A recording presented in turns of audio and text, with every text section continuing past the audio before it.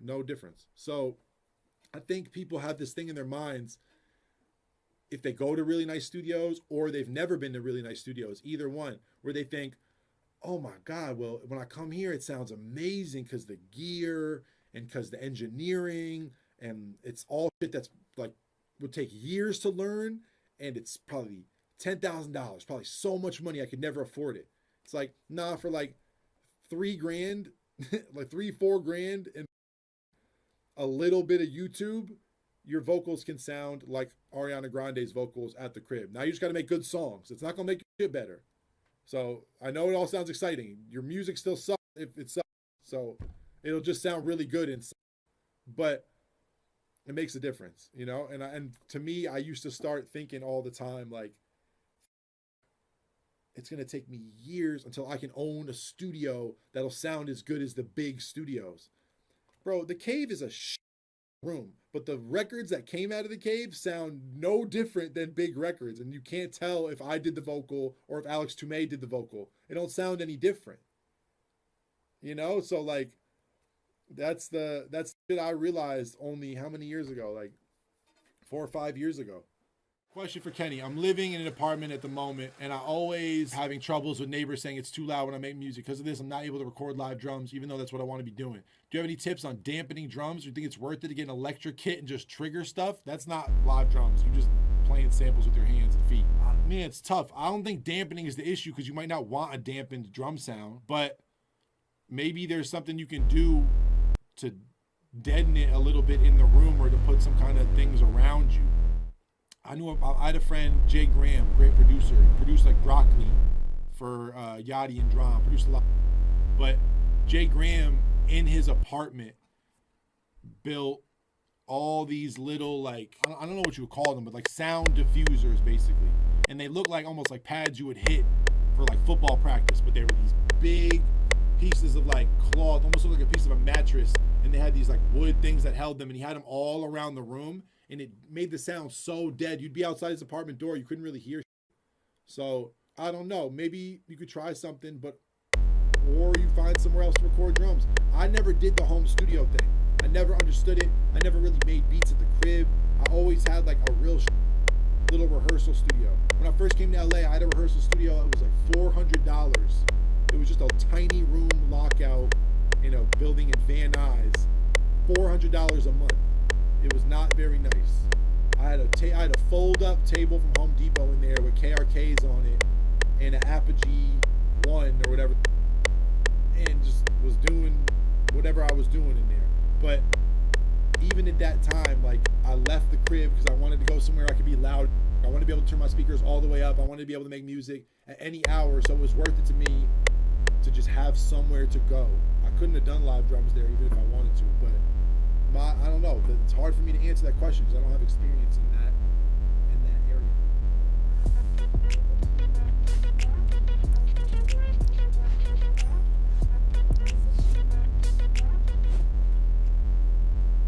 Welcome to Suno V5.5. This is our best sounding model, but more importantly, it is our most personalized model.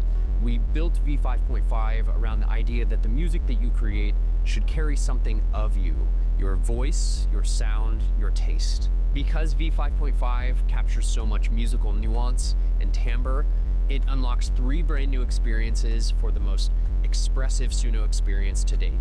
Custom models, my taste, and the one that I'm most excited to talk about and you've been asking for forever, Voices. That's right, you can finally make music with your own voice on Suno. Voices lets you capture your own voice and use it to sing in your Suno creations. If you're a singer, you can use your voice in your music wherever you are. No need for a recording setup or a mic or a quiet space to get a demo down. And if you don't sing, you can finally experience what it's like to use your voice in your music for the very first time. It unlocks completely new creative experiences. Let me show you how to set it up. You can upload a clean acapella if you have one, select a track from your library, or record right here in the app. You can even upload a song that has music in the background, and Suno will run a stem split and isolate the vocals for you, but you're gonna need between 30 seconds and 4 minutes of audio for this to work. For this demo, I'm gonna use this large condenser mic to capture my voice. A good microphone does help, but your built-in mic on your devices should work just fine. Just make sure that you're in a quiet environment where you don't have any people talking in the background or traffic or something like that. To get started, I'm gonna sing a song that I made on Suno just because it has a really wide vocal range that is perfect for this. You don't shout when the world gets heavy. You just stay when others walk away. That kind of quiet strength is steady. Teaches me there's more than one way. I'm learning how to carry my own weight by watching how you carry yours with grace. All right, so on this screen, you can keep the parts where you feel like it sounds like you the most. You can use these sliders.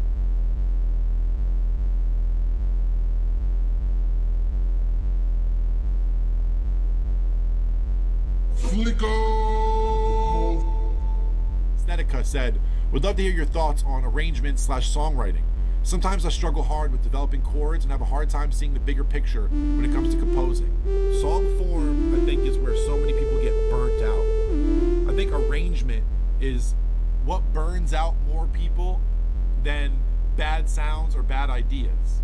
Is there anybody in here who ever makes a loop or makes the start to an idea, you really, really like it, and then the more time that goes by, it starts to just feel boring, or it feels not worth it, or you feel like you don't have enough of an idea to last for 3 minutes, and then it went from something you were really feeling at the start to this isn't worth it, and then you either just close it or you delete it. Does anybody ever make something that is like what feels like the first part of a song, but feels like you don't have a whole song, and that's why you haven't completed it? Does that happen to anybody in here? I think what's so frustrating about arrangement and about songwriting is sometimes you hear a song and that song is the same beat for the entire 3 minutes.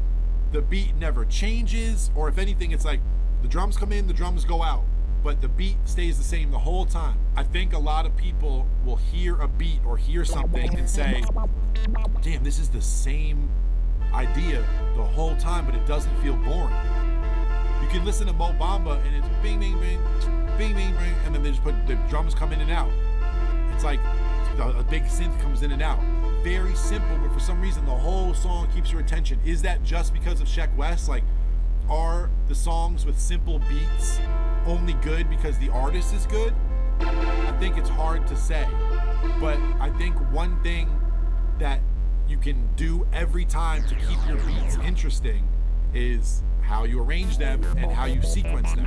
So even if you're just using a snare or a clap or a woodblock or a snap, if you're just using a clap or a snare, a hi-hat, a kick, an 808, and then a melody or a chord, if that's all you have one piece of like harmonic information, you got a little bit of drums, a couple drum sounds. How do you keep that interesting the whole time? Take the kick out for a little bit, take the 808 out for a little bit, take all the drums out for a bit, take the main melody part out for a little bit. It's all about when you bring in what. Let the Beat Build by Lil Wayne was the best example in sequencing ever, because it just started with just the hi-hat, then you got a clap, then you got clap and snares, then you got a kick, then you got the bass. And by the time everything came in, he was at the hook. I think you can make the simplest thing interesting for many minutes if you know how to spread it out, you know how to reintroduce things and get rid of things. But the most surefire way to keep something interesting is to have more than just one section. So when you talk about arrangement or you talk about song form, if your song only does boom boom boom boom boom boom the whole time, boom boom boom boom boom boom, and that just keeps looping the whole time, all you have is an A section. If you have a section that goes boom boom boom boom boom boom, and then the next section goes boom boom boom boom boom boom, now you have an A section and a B section. So you play the A section for a while, then you play the B section for a while. You have two different ideas. A lot of times, those will be complementary ideas. Sometimes they can be in two different keys. Sometimes one is really simple, one is really busy, whatever it is. But when you have a section that complements your other section, sometimes the most boring idea can feel refreshing. Or sometimes an idea that feels really busy or like the wrong thing for the song or whatever, it can be made right by the right counterpoint section. For example, like I was with Leon Michaels recently, and the only idea I had was this chord change. Your clients dream big. Your agency builds bigger. Move faster. Go further. Expand. You don't need to reinvent yourself. It's already done. Base 44.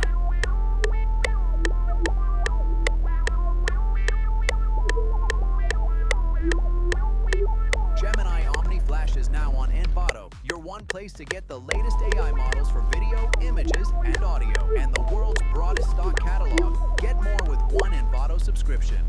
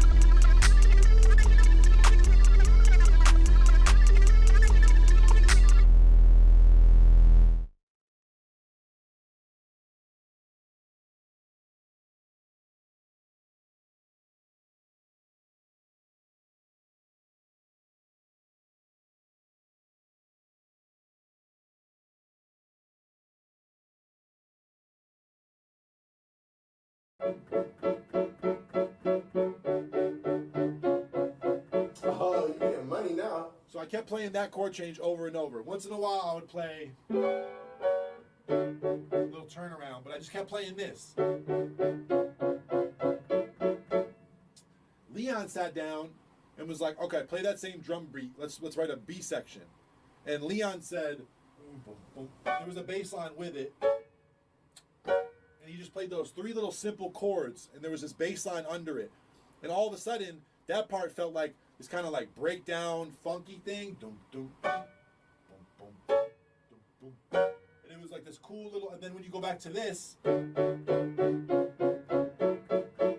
those chords feel so good because there's a section that feels like kind of sad and scary, and it's a little more simple, and it's a little like more loose. And then whenever my section comes in, it's very full, and it feels happy, and it feels soulful, and da-da-da. And it's like the right B section can make your A section better.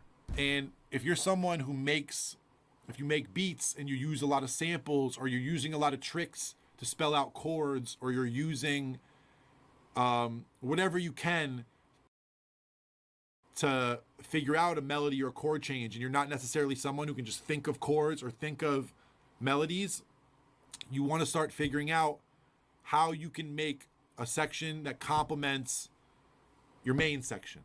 So that loop that you've been listening to for 30 minutes, and at first you really liked it and you're starting to not like it, when you're starting to not like it, make another section. Maybe just drag all the drums over, but take away the bass or the keys or the melody or the guitar, whatever it is. Just put just the drums there.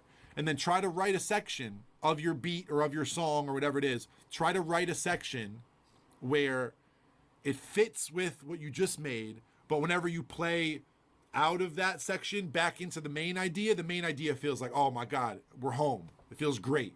It feels exciting or whatever. Having an A section and a B section will keep you from having that loop-itis sometimes. You know what I mean? You won't feel like, oh, I'm just making a simple, worthless idea. No one's going to care. Once you have a bridge or a chorus section or a pre-hook or just something that takes you away for a minute and then brings you back, you'll start to trust that idea a lot more, in my experience.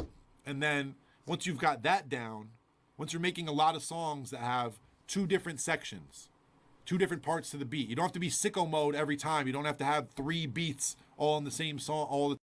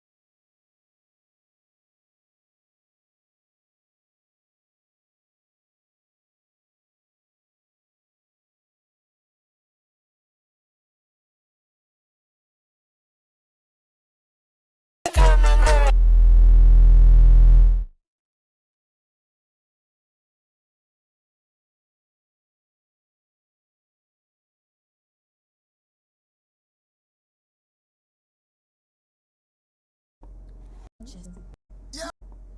Purchase your track today.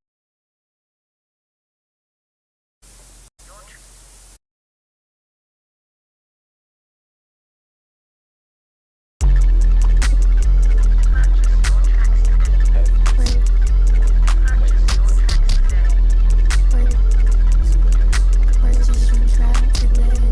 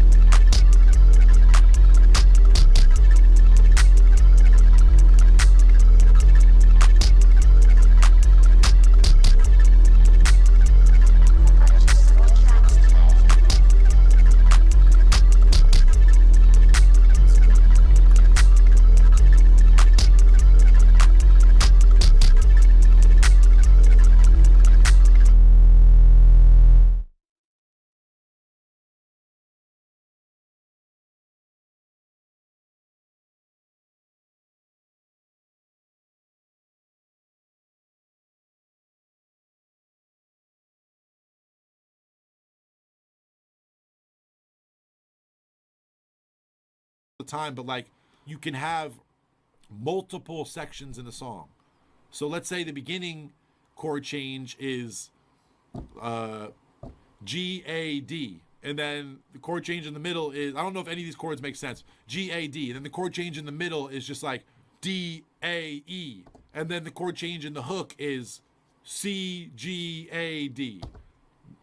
That might sound like, but what I'm saying is there's 3 different chord sections. So you have a chord section you play in the verse, then there's a pre-hook that go to different chords, and then in the hook, you go to some other chords. The idea is now you have an A section, a B section, and a C section. There's 3 parts. This can become an A, B, C, D. This can become A, B, C, D, E, F. This can go on and on and on, depending on your song. But a lot of times you can have the simplest idea and have a really interesting song form, amazing beat. You can have the most boring song form and arrangement ever, but have a really, really, really cool instrumental. Doesn't matter. It might be a loop for the whole song and be good. For people who all answered yes and say, man, I work on stuff all the time, I end up hating it after an hour, or it just feels too boring to finish, you might need another section. You guys see how I set up intros all the time, where I'll take just whatever the first part of the beat is, I'll just take it and I'll put it as an intro in a filter, in a different kind of sound, in a different octave, reversed, whatever. So whenever the beat comes on, you're hearing something, it's bringing you into some type of world, and then whenever all the drums come in, or whenever the first part of the main instrumental is introduced, you go, whoa, that feels big, that feels loud, that feels good, because you've been listening to this intro that is similar to the main idea or the main loop, but it's not exactly the same. So I feel like a lot of you guys have ideas you're throwing out that probably are really good ideas that just need to get organized. A, D, and then the chord change in the middle is just like D, A, E. And then the chord change in the hook is C, G, A, D. That might sound like, but what I'm saying is there's 3 different chord sections. So you have a chord section you play in the verse, then there's a pre-hook that go to different chords, and then in the hook, you go to some other chords. The idea is now you have an A section, a B section, and a C section. There's 3 parts. This can become an A, B, C, D. This can become A, B, C, D, E, F. This can go on and on and on, depending on your song. But a lot of times, you can have the simplest idea and have a really interesting song form, amazing beat. You can have the most boring song form and arrangement ever, but have a really, really, really cool instrumental. Doesn't matter. It might be a loop for the whole song and be good. For people who all answered yes and say, man, I work on stuff all the time, I end up hating it after an hour, or it just feels too boring to finish, you might need another section. You guys see how I set up intros all the time, where I'll take just whatever the first part of the beat is, I'll just take it and I'll put it as an intro in a filter, in a different kind of sound, in a different octave, reversed, whatever. So whenever the beat comes on, you're hearing something, it's bringing you into some type of world, and then whenever all the drums come in, or whenever the first part of the main instrumental is introduced, you go, whoa, that feels big, that feels loud, that feels good, because you've been listening to this intro that is similar to the main idea or the main loop, but it's not exactly the same. So I feel like a lot of you guys have ideas you're throwing out that probably are really good ideas that just need to get organized, or they're probably really good ideas that are missing one other little idea to point out what it is that you're doing.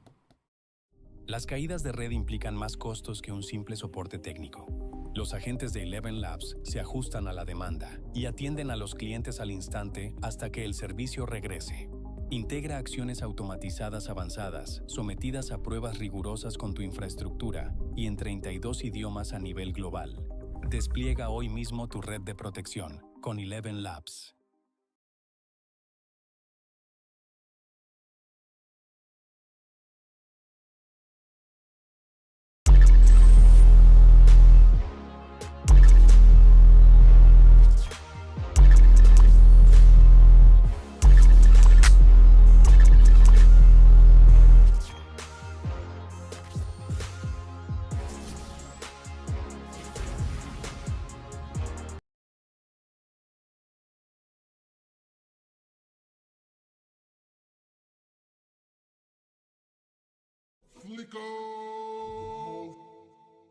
Yo, Kenny, what's your take on staying motivated when you're feeling overworked? The absolute biggest killer for me for inspiration or for good ideas or for finishing ideas is whenever I'm overworked. The best way to work is to make the best things you can with your time. And if you have enough time to fill with multiple sessions, 12-hour days, 14-hour days, whatever, and you're starting to feel exhausted and it feels like a chore to keep going on your music or to open up a new session or to play an instrument, it should never feel like a chore.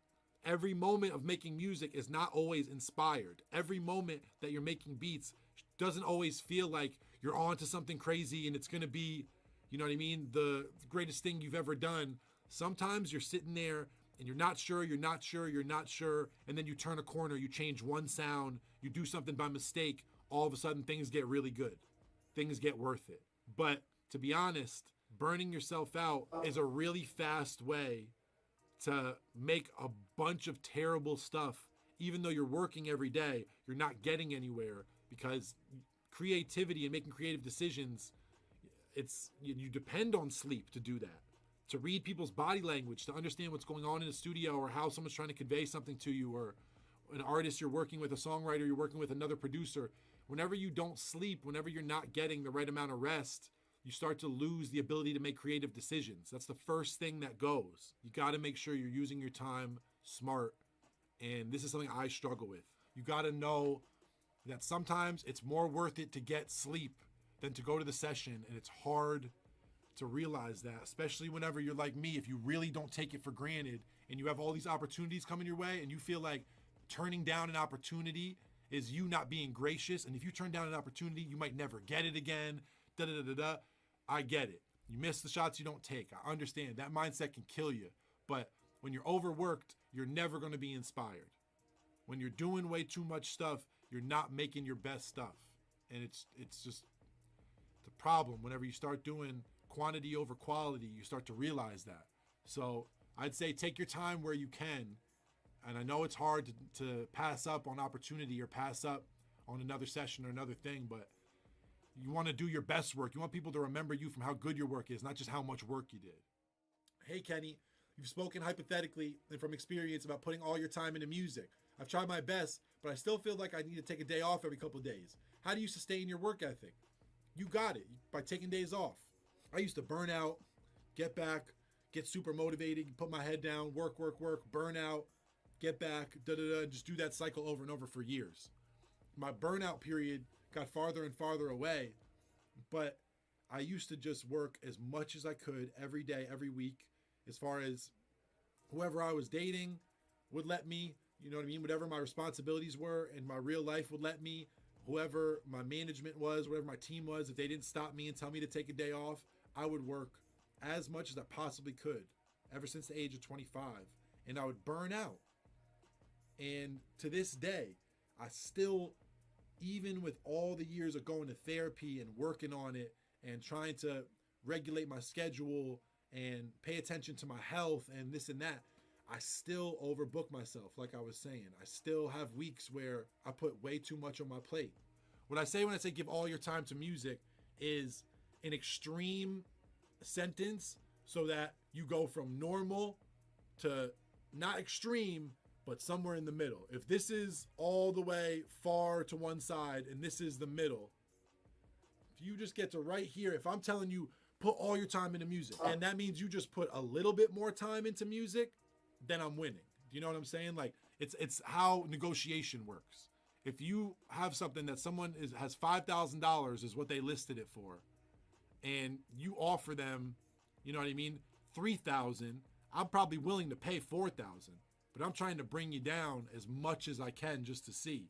That's how I feel when I talk to you guys. Sometimes I'll tell you, hey, stop going out, stop partying, stop wasting all your time chasing people about dating, this and that. Spend 6 months, spend 1 year doing nothing but music or nothing but editing, nothing but designing, whatever it is that you do. If you do that for 1 year, you'll change your life. Because everybody's schedule is divvied up between work, school, music, family, relationship, friends, working out, going out. That's how everybody's schedule is. And music gets fit in where it can get fit in. If you start cutting a bunch of things out and start doing way more of music, you cut out 4 of those things. Unfortunately, family. Unfortunately, friends. Unfortunately, relationship time. Unfortunately, whatever it is. And you start replacing that with music. Obviously, that next 6 months, you're going to have done 3 years worth of music. If you were going at a normal pace and you only had this much time for music, but for the next year you made this much time for music, that's like 5 years all into one. Does that make sense? Is the math adding up? Sometimes when I say that, I just say that to mean music should be a priority. And that's only if you're really trying to do this on a big level, you're trying to get to the next step and you wonder why it's not happening, or you want to do this to pay your bills. The competition is steep. It's very steep. And best believe there's people in this chat and people in our Discord and people that are friends with me and that I know who are willing to give anything. And that means not just time, but anything to make it happen. And you gotta at least be aware of that. You don't gotta be never not working, the most extreme person ever. It's not about that. It's not about spending no time doing anything but making music. But push yourself, you know what I mean? Push yourself where you can in a healthy way. Getting sleep, taking days off is a smart thing to do. Taking time for yourself, taking time to live your life so you have something to make music about and you have something that you actually get inspired about so you go back to make music. That's very important. So it's just scheduling all this shit is gnarly. I understand it, but you guys are on the right path. You're already thinking the right way. Advice. As a producer with no portfolio / reputation, how do I connect with artists online because I'm in a rural area? No reputation, no placements, no reputation. I think it's very similar to what I was just saying. You need to create that kind of reputation. You need to create that kind of interest in yourself, which would mean making music with whoever you can, whether it's in our Discord with people and starting to get your name in something like the Beat Battle here or something online where you get a whole comment section to start seeing how talented you are, or you start working with smaller artists and posting it nonstop so everyone you know and everybody around you sees the music you're making and starts slowly telling people that you are onto something, and then maybe somebody else should work with you, and then you get a little bigger and this and that. It can all happen on the internet. It can all happen in real life, but you got to start working with people to build a reputation.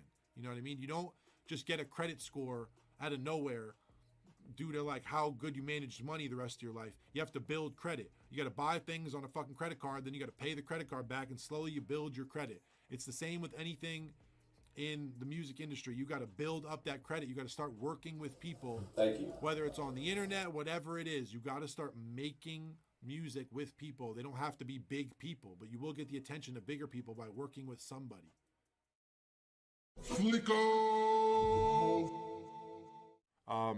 Kay said, "Hi Kenny, right now I'm at the point where I can feel I'm good enough to start making full songs instead of just instrumentals and just writing. But I'm afraid my music will sound too much like someone else's. How do I get that feeling?" How do you get rid of that feeling, you mean? Thank you for any help. Stop thinking about everybody else and just start making.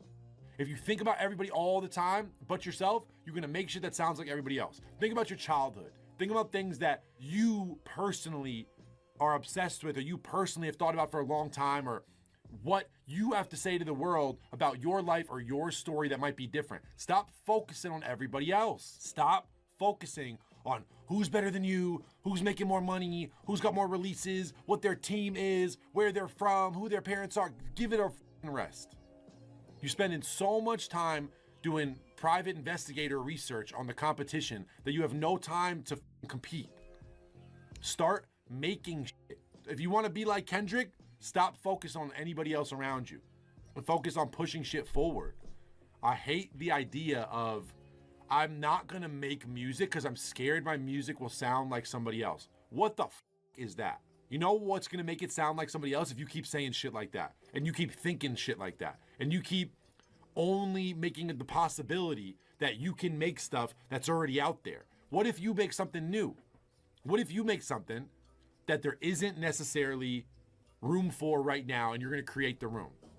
Stop focusing on if your shit's gonna be too similar. Let me tell you something. When you start out, your shit's gonna be contrived 99% of the time for 99% of you. When you start out your shit's gonna sound like a combination of your 5 favorite people. Then you start to get better. Then you start to learn your own thing. Not everybody pops out of nowhere just completely original. Not everybody in here is gonna just day one make something that sounds like nothing else with no reference point. You sound stupid holding yourself to the standard of the first thing I make needs to be revolutionary. That's never f***ing happened in life except for like cavemen discovering fire or water or some shit. It's like, you don't just get that instant gratification when it comes to creativity, when it comes to music, when it comes to creating something new that hasn't happened before. Try to think inward instead of outward. Try to think about what you want to hear that you're not hearing, even from those people that you love or your influences. Try to think about what your story is. What I was saying is, stop looking outward. Stop looking.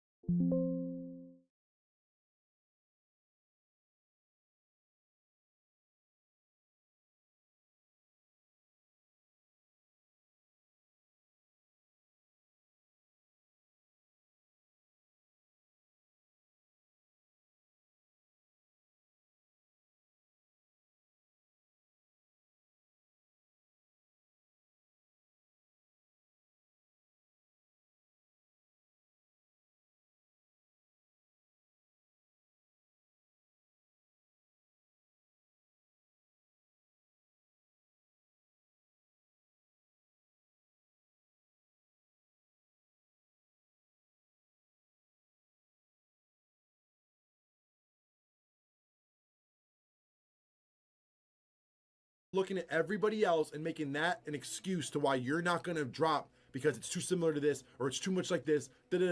Shut the fuck up. Stop comparing yourself to other people or giving yourself excuses that you can't drop because it's too similar. Everything's too similar. You have to understand this. No chord change is unplayed. Like, no sequence of notes has never been done before. You're not about to invent a rhythm today or a polyrhythm that's going to blow the world's mind, and they're gonna say, oh my God, no one's ever combined rhythms or notes this way. It's not gonna happen like that. The way it's gonna happen is your story, the context to who you are, where you're from, how you make music, all these different things. That's what makes it new. That's what makes it interesting. You need to be able to figure out what you have to say and what you can do best. I think that this is something that's really bothering me today because I've been hearing it too much lately. And I've been hearing too many people in my Discord telling me, yo, Kenny, I'm worried that I sound like someone else. You know why you're worried that you sound like someone else? Because you sound just like them. Yes, you sound like Pierre. Yes, your rage beats sound just like the Yeet ones. Yes, all the time, forever. People are gonna have an influence and then make something, and it's low-key really just gonna be what the person did. That's okay. Doesn't mean you suck. Doesn't mean even those beats are bad or won't get used. Doesn't mean all you are is a rip-off artist and you're not original. It doesn't mean any of that. What it means is you gotta start somewhere. You gotta be able to learn how to make beats that sound like beats you like to get to a place where you can make beats that sound like something you haven't even thought of yet. Always make the idea, no matter what the idea is. If you're like, I feel like making songs, but I'm not sure if I'll be good at it. I'm not sure if it'll be original. I've never done it, so I'll probably suck. Always try. Always make the thing. Because here's the one, like, realistic part of this. We all make visual music. There was a time before you could see music visually where I think it felt more permanent. You'd record things to tape, you'd record things in real life, you'd play instruments, and it was almost like, oh, once I put that out into the world, or once that gets recorded, or whatever, it's like, oh, it's there forever. That's who I am, that's how good I am, that's gonna be a recording that someone's gonna hear. Guys, you can just drag this shit in the trash. You can hide this shit in a weird folder on your computer. You never have to play anything for anybody.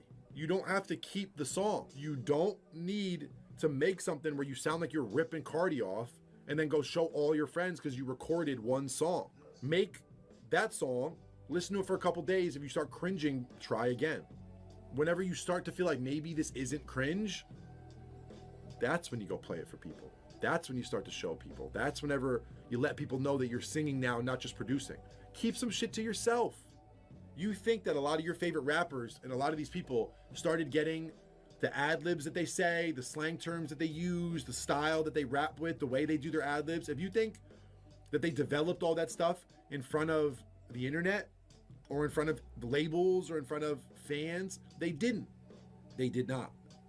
You have to understand that for you to try weird shit, you got to be comfortable. And when you're the most comfortable is when you're alone and you know that even if you do something goofy or something that sounds like shit or something that's a ripoff, you can get rid of it. You can delete bad beats. Just make them though.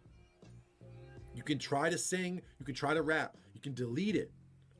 Just try it though. Just try it. Like, we might figure out that you taking that risk was the best thing you ever did. You know what I mean? Like, try something creatively that you haven't tried this month. Someone said, Kenny, did you write a verse? Be honest. I songwrite with tons of artists. It's not for me. I'm not singing songs by myself. I don't write songs alone. I write songs with artists. The amount of lyrics I've written in the last month is probably equal to the amount of instruments I've played. I've been playing instruments as often as I'm writing lyrics, is what I should say. But that's new for me. Songwriting is new for me in the last couple years. Me standing with an artist and writing their lyrics and then having, like, letting them know what melody to sing and then vocal producing them and then playing instruments on the song, recording those instruments and then producing that beat. All of that is new. Have I done those things in the past? Yes, but I've never done all those things together.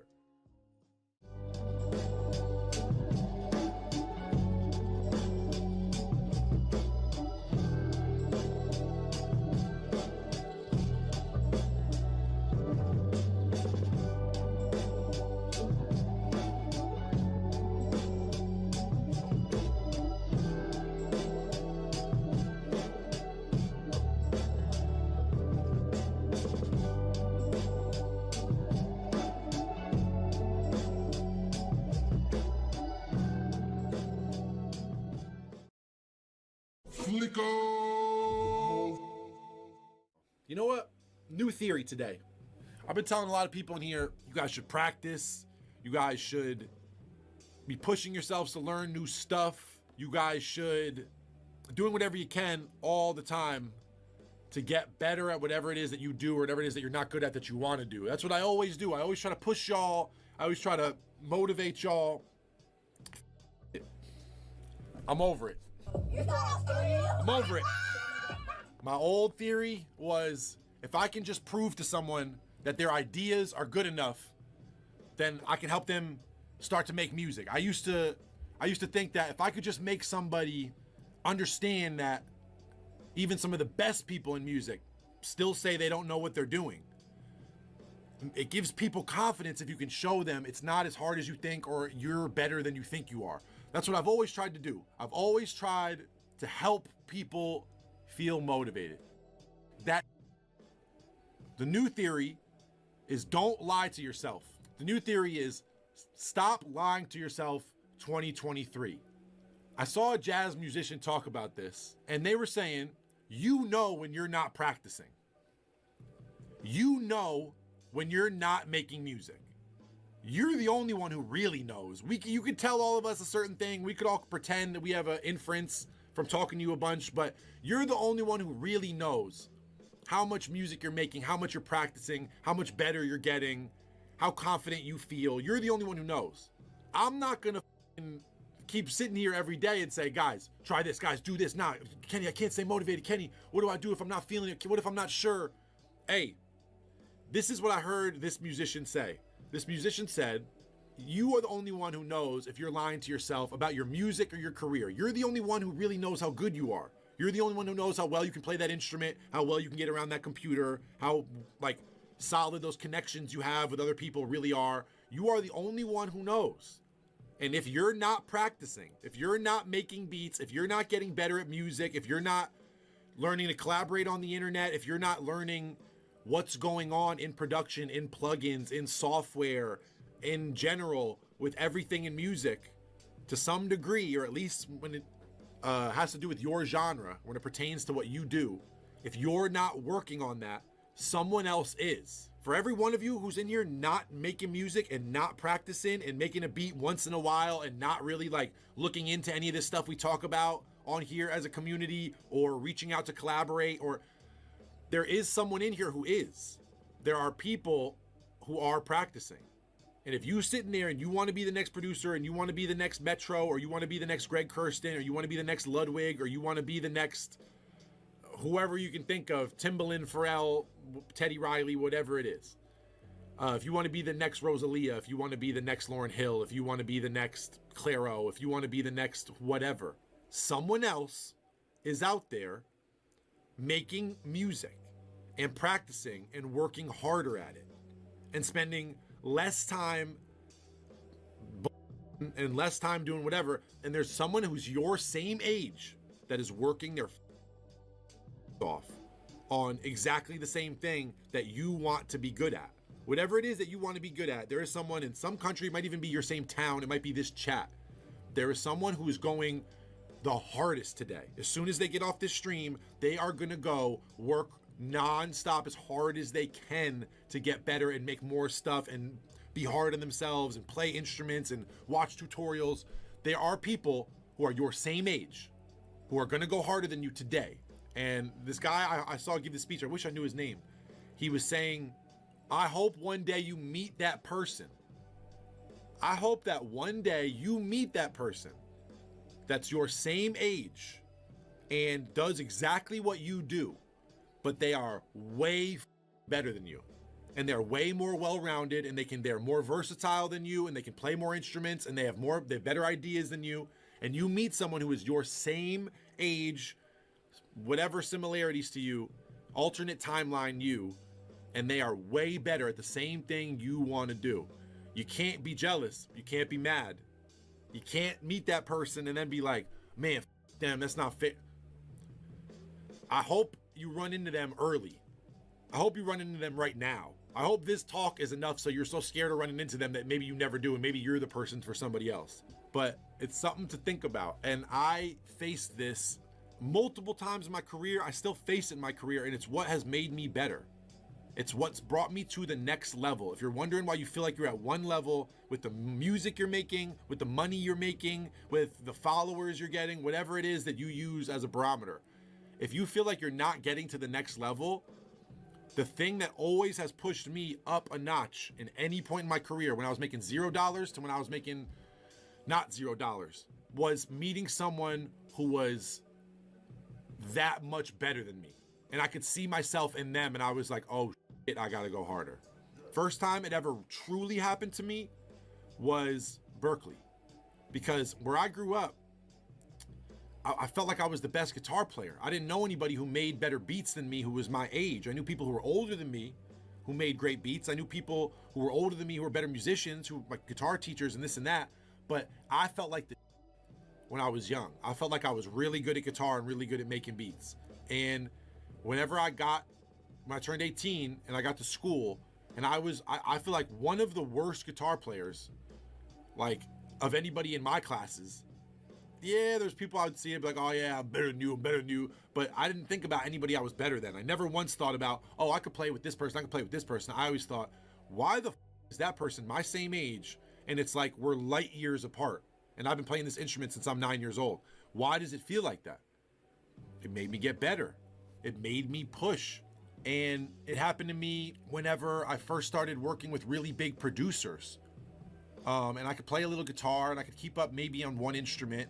But when I saw people who could just run Pro Tools and track and move over to the piano and record a piano and then move over and make the hardest drums ever, and I was like, dog, I can only do one of those things, and I don't even know if I can do one of those things as well as this person can do it. And they just did all three, and we're 2 years apart in age. You know what's crazy is when it's someone your age or younger, that's when it for some reason hits harder. When it's someone older than you, you're like, oh, when I'm that age, I'll be.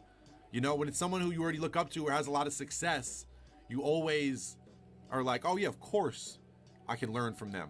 But when someone's your age or younger than you, and it feels like you have a world of things you can learn from them, that's when that shit starts bothering you. That's when that shit starts with you. And I think the positive things we say in here about the fact that your ideas and who you are as a person and all the factors that make up who you are at this moment, that makes your music 1 in a million, and that's worth doing, and it is important, and there are ways to collaborate and get better, and that motivates some people, but some people need to hear this other shit. And myself included, sometimes it's nice to get a reminder how far you still have left to go. And if you really love music, that shouldn't make you hate yourself. That shouldn't make you go, oh man, like, I need to quit. It should make you go,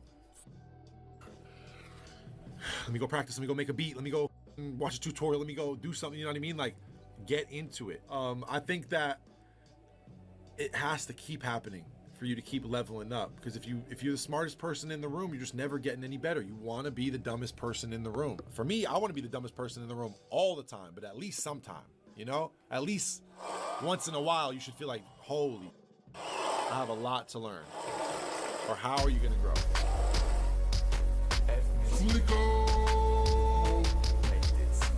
B-Soul said, I'm 17 and starting to work with small artists in my city, along with working on a beat tape.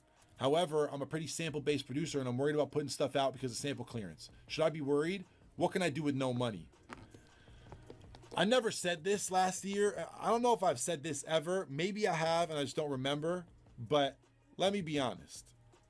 Until you're at a certain size, people are not going to come for you for sample clearance. Let's just be real. Bro, I don't care if you talk to a publisher. I don't care if you talk to a label. I don't care if you talk to a sync company. I don't care if you talk to a manager. I don't care if you talk to another producer. I don't care who you talk to. Until you are a certain size, people are not going to pull your songs down and people are not going to find out about them. If they get 1 million plays, maybe they will. If they get really popular, maybe they will. But if that's happening, then you might have some resources to get those samples cleared, or someone might come in to help you make that happen. Or you might be able to start building a team that can help you figure out what to do or whatever it is. But I'm not saying no one's listening. I'm not saying no one's paying attention. I'm not saying your music doesn't matter. I'm not saying you're making music that isn't going to get heard. What I'm saying is some of my favorite albums of all time, released in the last few years, released a long time ago, still to this day have uncleared samples all over them. And I'm not going to say what it is, and I'm not going to say who the people are, but there's songs that if I would say it right now, this whole chat fucking loves, not cleared to this day, and there's not a lawsuit in sight, I'll be honest. Someone just said Madlib almost never clears samples. That is not even true at all. At all. That's not true. Like, there's so much intricate Madlib music that is cleared on every single track, and that's the real truth, to be honest with you. We're not going to get into specific people. Just don't say shit like that about people, because that's just as bad as snitching. That puts it in the air for people to go dig and go find out and go sue somebody. You know what I mean? But